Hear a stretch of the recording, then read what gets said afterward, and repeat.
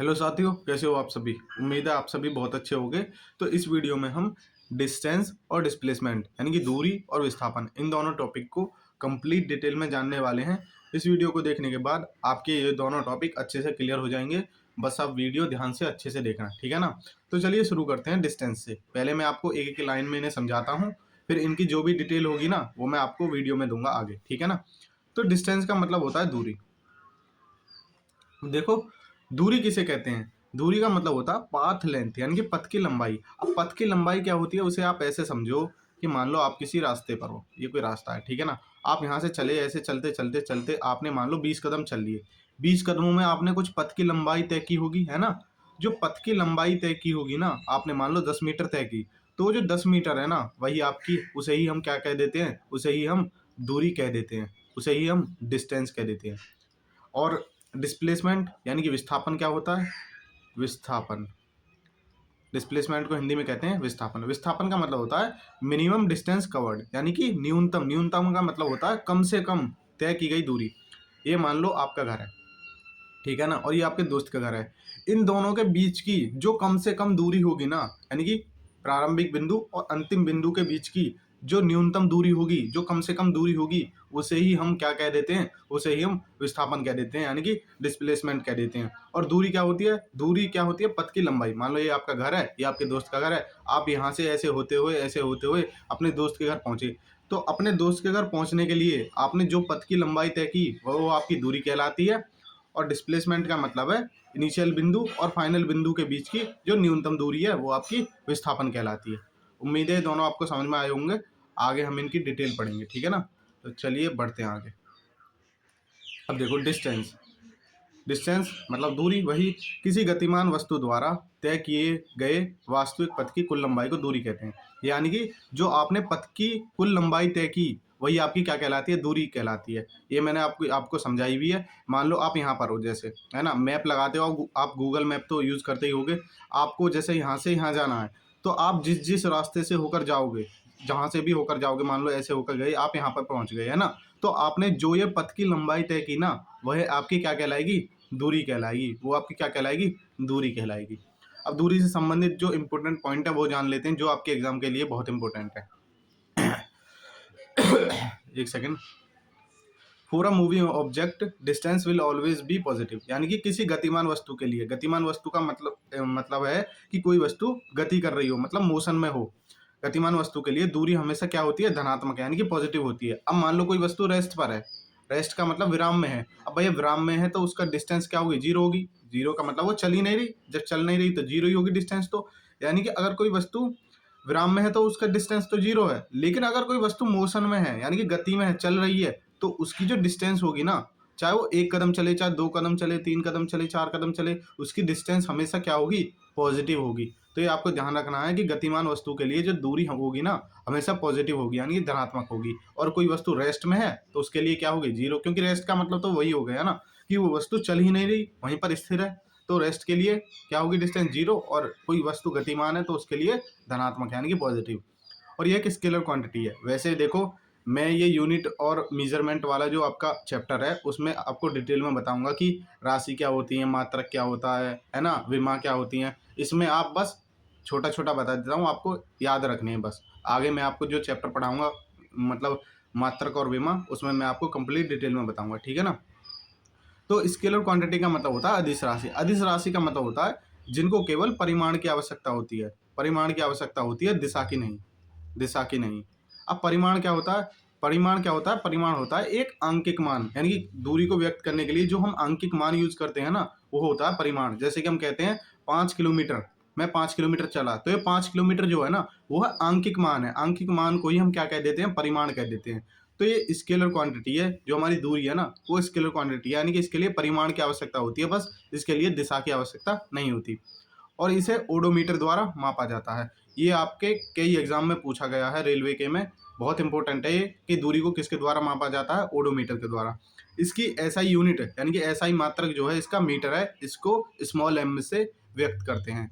ये सारी चीज़ें बहुत इंपॉर्टेंट है, ये आपको याद होनी चाहिए। और डायमेंशन फार्मूला यानी कि इसका विमेय सूत्र जो होता है M0L1T0, यानी कि L1 जो होता है ना, एल डिनोट करता है आपकी लेंथ को, एल क्या डिनोट करता है? आपकी लेंथ को। तो इसका जो डायमेंशन फॉर्मूला है वो है L1।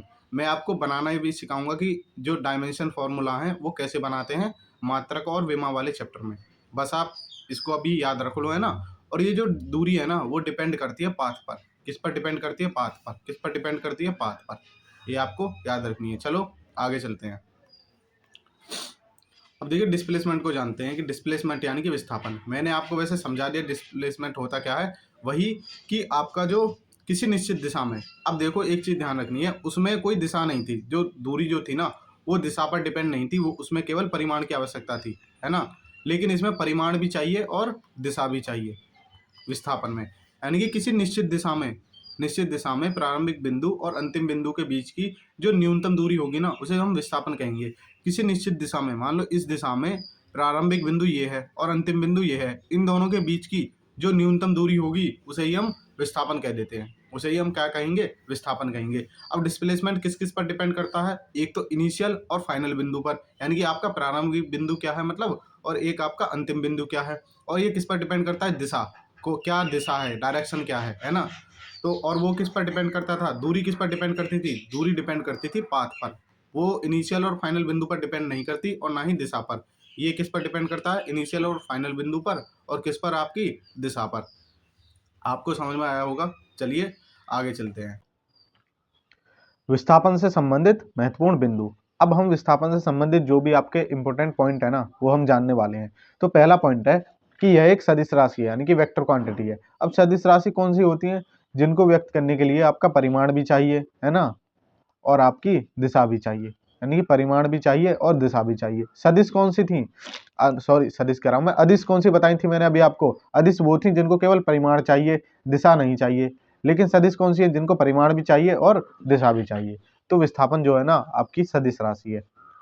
विमेय सूत्र और मात्रक जो है इसके दूरी की तरह ही है। यानी कि दूरी का मात्रक क्या था? मीटर, वही इसका है। और दूरी का विमेय सूत्र क्या था? L1, वही इसका है। यानी कि इसके मात्रक और विमेय सूत्र जो है ना वो दूरी की तरह ही है। और यह जो है धनात्मक, ऋणात्मक और शून्य हो सकता है। जो आपका विस्थापन है ना वो पॉजिटिव भी हो सकता है, नेगेटिव भी हो सकता है और शून्य भी हो सकता है। अब देखो मतलब शून्य कब होगा? शून्य जब होगा जब वस्तु जहां से चलनी स्टार्ट करे और वहीं पर लौटकर दोबारा वहीं पर आ जाए। तो आपका इनिशियल बिंदु और फाइनल बिंदु के बीच की कोई दूरी नहीं बचेगी। मतलब अगर आप यहाँ से चलना स्टार्ट किए और आप यहीं पर ही वापस आ जाओ तो आपके इनिशियल पॉइंट भी यही है और आपका फाइनल पॉइंट भी यही है। तो इस स्थिति में आपका जो विस्थापन है ना वो आपका शून्य हो जाएगा। पॉजिटिव कब होगा? मान लो आप ए पर हो, आपको बी पर जाना है। इस डायरेक्शन में आपने ऐसे चलते चलते आप बी पर पहुंच गए, तो आपने पॉजिटिव डायरेक्शन में कुछ दूरी तय की, तो आपका डिस्प्लेसमेंट जो है ना वो आपका पॉजिटिव हो जाएगा।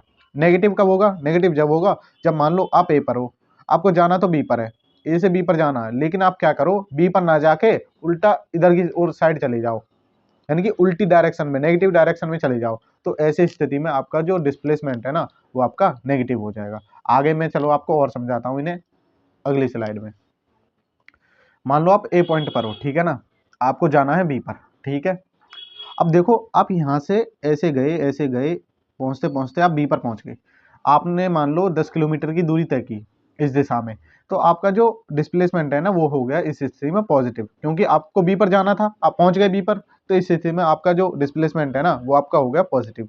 लेकिन अब आप क्या करो, बी से दोबारा ए पर आ जाओ, है ना, बी से दोबारा क्या पर आ जाओ? ए पर आ जाओ। तो ए पर आप जब आप पहुँच गए तो आप जहाँ से चले फिर वहीं पर ही लौट कर आ गए। तो इस स्थिति में क्या होगा? आपका जो विस्थापन होगा वो हो जाएगा शून्य, ठीक है ना, यानी कि 0 हो जाएगा। लेकिन अब आप क्या करो, यहाँ पर भी नहीं रुको, आप आगे चलते जाओ और सी पर पहुंच जाओ।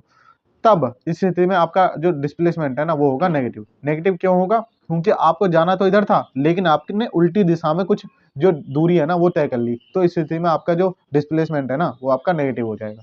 उम्मीद है अब आपको समझ में आया होगा कि पॉजिटिव, नेगेटिव और जीरो डिस्प्लेसमेंट होता क्या है। दूरी व विस्थापन से संबंधित महत्वपूर्ण बिंदु। पहला पॉइंट है कि जो दूरी है ना वो आपकी या तो विस्थापन के हमेशा बराबर होगी या विस्थापन से ज्यादा होगी। अब मान के चलो आप ए पॉइंट पर हो, आपको जाना है बी पर, ठीक है, आप यहाँ हो, आप यहाँ जाना है आपको। या तो आप एक काम करो, सीधे सीधे चले जाओ। मान लो आपने 10 किलोमीटर तय किया है ना, ये 10 किलोमीटर।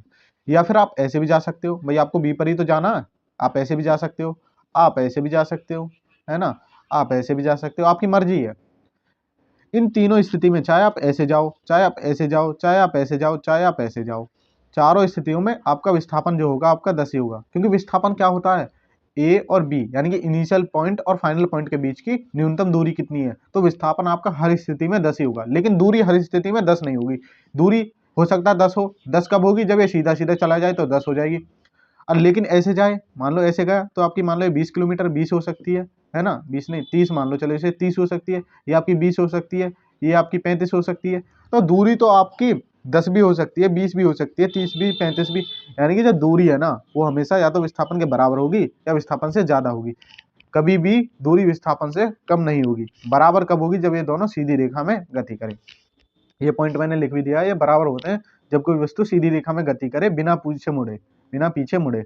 अब इस पॉइंट को भी याद रखना। अब मान के चलो आप ऐसे गए, आप सीधी सीधी रेखा में गति कर रहे हो, तो आप मान लो यहाँ से ए से बी पर पहुंच गए, तो इस स्थिति में क्या हुआ, दूरी भी आपकी सेम है और विस्थापन भी सेम है। लेकिन आप क्या काम करो, पीछे मुड़ जाओ, यहाँ पर आ जाओ, तो भाई तब सेम नहीं होंगे, भले ही आप सीधी रेखा में गति कर रहे हो, क्योंकि आप पीछे मुड़ गए। अब इस स्थिति में विस्थापन जो होगा आपका क्या हो जाएगा, भाई इनिशियल पॉइंट और फाइनल पॉइंट के बीच की न्यूनतम दूरी, विस्थापन तो आपका ये हो गया, ये वाला जो है ना, दूरी क्या होगी, दूरी होगी ये और ये पूरी, तो दूरी अलग है आपकी, है ना, दूरी ज्यादा हो जाएगी, फिर विस्थापन कम। तो ये बराबर होते हैं जब ये सीधी रेखा में गति करें बिना पीछे मुड़े। ठीक है ना, आपको समझ में आई होगी। चलो आगे चलते हैं। NCERT example. अब आपकी एनसीईआरटी की बुक है जो, उसमें आपके दूरी और विस्थापन से संबंधित मतलब 2 से 3 क्वेश्चन दे रखे हैं बीच में, तो वो मैंने इसमें डाल दिए हैं। तो चलिए शुरू करते हैं पहले क्वेश्चन से। पहला क्वेश्चन है कि एक वस्तु के द्वारा कुछ दूरी तय की गई, मतलब कोई वस्तु है, हमें नहीं पता, वो कुछ दूरी तय करती है, क्या इसके विस्थापन का परिमाण शून्य हो सकता है। वो पूछना चाह रहा है क्या इसका विस्थापन जो है ना वो शून्य हो सकता है। अब आप कोई वस्तु मानो ए है, ये वस्तु यहाँ से चले और ऐसे ऐसे घूमती घूमती थोड़ी बहुत दूरी तय करे और वापस ए पर ही आ जाए, तो इसका विस्थापन शून्य हो जाएगा। तो यही पूछना चाह रहा है कि कोई वस्तु यदि कुछ दूरी तय करे, क्या इसका विस्थापन शून्य हो सकता है। बिल्कुल हाँ हो सकता है, आपको आंसर लिखना है हाँ हो सकता है। यदि वह जहां से शुरू करे वहीं पर वापस आ जाए तो इसका विस्थापन शून्य हो सकता है। दूसरा क्वेश्चन है कि एक किसान 10 सेंटीमीटर की भुजा वाले वर्गाकार खेत की सीमा पर 10 सेकंड में चक्कर लगाता है। मतलब ये कोई वर्गाकार खेत है, अब इसकी भुजा जो है 10 सेंटीमीटर है, ठीक है ना, 10 सेंटीमीटर है। ये 40 सेकंड में चक्कर लगाता है, मतलब एक चक्कर जो है, जैसे मान लो यहाँ से इस पॉइंट से चलना स्टार्ट किया, इस पॉइंट पर दोबारा आएगा ना, वो 40 सेकंड में आ जाएगा, यानी कि एक चक्कर आपका 40 सेकंड में लगाता है। तो ये कह रहा 2 मिनट 20 सेकंड के बाद विस्थापन का परिमाण क्या होगा। 2 मिनट और जी 20 सेकंड के बाद विस्थापन का परिमाण क्या होगा। अब देखो 2 मिनट का मतलब कितना है, 120 सेकंड है ना, और प्लस ये 20 सेकंड है, यानी कि टोटल आपके हो जाएंगे 140 सेकंड, है ना, 140 सेकंड। अब ये पूछना चाह रहा है कि 140 सेकंड में ना इसका विस्थापन क्या होगा। अब देखो भाई ये 40 सेकंड में एक चक्कर लगाता है, मतलब मान लो ये पॉइंट यहाँ से चला, 40 सेकंड में इसने एक चक्कर लगा दिया, 40 में एक लगा दिया तो 80 में 2 लगा देगा, ठीक है ना, और 120 में 3 लगा देगा, यानी कि 120 सेकंड में ये यहीं पर ही रहा, मतलब 120 सेकंड के बाद इसने 3 चक्कर लगाए, है ना, और ये यहीं पर ही आ गया। तो इसका विस्थापन क्या होगा, शून्य होगा, क्योंकि ये जहां से चला 3 चक्कर के बाद अभी भी वहीं पर है। तो 120 सेकंड के बाद तो इसका विस्थापन शून्य ही रहेगा। लेकिन अभी बचे आपके 20 सेकंड, क्योंकि आपको 140 सेकंड में बताना ना, तो 20 सेकंड में बताओ। अब भाई ये 40 सेकंड में बताओ पूरा चक्कर लगा रहा है, तो 20 सेकंड में कहाँ पर कितना लगाएगा, 20 सेकंड में लगाएगा आधा, 20 सेकंड का मतलब है यहाँ पर पहुंच जाएगा। अब आपको बताना है कि इन दोनों के बीच विस्थापन क्या होगा। विस्थापन क्या होता है, इनिशियल पॉइंट और फाइनल पॉइंट के बीच न्यूनतम दूरी। अब देखो ये बताना है इन दोनों के बीच की न्यूनतम दूरी कितनी है। अब देखो ये भी 10 है, ये भी 10 है, पाइथागोरस लगा दो, या फिर आप जानते हो पाइथागोरस नहीं लगाओ तो, कि जो स्क्वायर का जो वो होता है ना डायगोनल, वो होता है a√2। a√2 का मतलब है ए है, यानी कि जो इसकी साइड है वो है 10, तो ये जाएगा 10√2 सेंटीमीटर। उम्मीद है ये आपको समझ में आया होगा। थोड़ा बहुत नहीं आया हो तो दोबारा देख लेना, वैसे समझ में आ गया होगा। अब देखो आगे तीसरा क्वेश्चन कि विस्थापन के लिए निम्न में से कौन सा सही है। ये शून्य नहीं हो सकता, अभी मैंने आपको बताया कि ये पॉजिटिव भी हो सकता है, नेगेटिव भी हो सकता है और शून्य भी हो सकता है। तो ये क्वेश्चन क्या है, ये मतलब पहला ऑप्शन क्या है, ये गलत है, ये शून्य हो सकता है। दूसरा है इसका परिमाण वस्तु के द्वारा तय की गई दूरी से अधिक है। क्या विस्थापन का जो परिमाण है वो दूरी से अधिक हो सकता है। मैंने आपको बताया था पहले नहीं, क्योंकि जो दूरी है ना वो हमेशा या तो विस्थापन से ज्यादा होगी, है ना, या विस्थापन के बराबर हो सकती है। विस्थापन कभी भी दूरी से ज्यादा नहीं हो सकता। तो ये दूसरा भी क्वेश्चन आपका क्या है, गलत है, क्योंकि इसमें दे रखा है कि वस्तु के द्वारा तय की गई दूरी से अधिक है, यानी कि जो विस्थापन है वो दूरी से अधिक हो सकता है, नहीं हो सकता, क्योंकि दूरी जो है वो हमेशा तो ज्यादा होती है या बराबर होती है। उम्मीद है ये आपको दूरी और विस्थापन वाला जो टॉपिक है ना, ये आपको अच्छे से समझ में आया होगा। और इससे संबंधित मतलब जो भी डाउट हो, आपके कुछ लग रहा हो आपको समझ में नहीं आया, तो आप कमेंट कर देना। हो सकता है मैं अगली वीडियो में वो डाउट जो है आपके बता दूं, ठीक है ना।